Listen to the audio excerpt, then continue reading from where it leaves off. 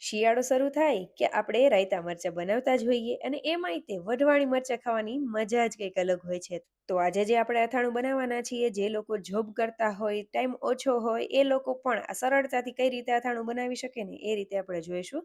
તો તેના માટે સૌથી પહેલાં આ રીતે એકદમ ફ્રેશ એવા વઢવાણી મરચાં લઈ લઈશું. તમારે જેટલા પ્રમાણમાં અથાણું બનાવવું હોય એટલા મરચાં લેવા, તેની વચ્ચે આ રીતે કટ કરી લેવો. તેમાં આપણે હળદર અને મીઠું મિક્સ કરીને આ રીતે ભરી દેશું અને તેને ઢાંકીને 8 થી 10 કલાક માટે રાખી દેશું.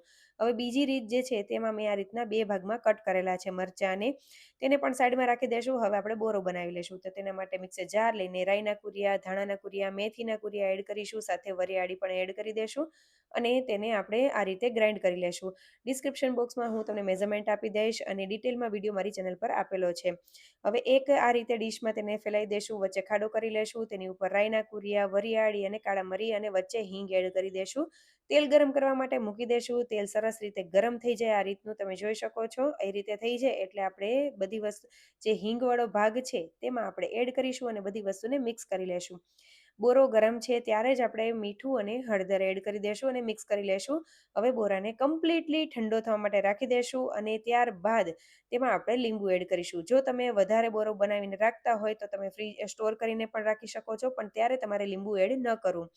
હવે જે બે ભાગમાં ડિવાઈડ કરેલા મરચાં છે તેમાં બોરો એડ કરી દેશું અને આપણે બધી વસ્તુને મિક્સ કરી લેશું.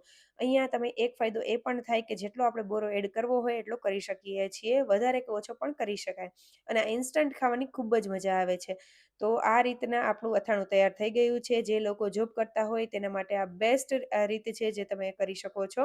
હવે આપણે જે મરચાં પલાળીને રાખેલા હતા હળદર મીઠાવાળા, તે પણ થઈ ગયા છે 8 થી 10 કલાક. તો તેમાંથી પાણી કાઢી લેશું. ટીશ્યુ પેપર ઉપર રાખીને તેને 1 કલાક માટે સૂકવી દેશું.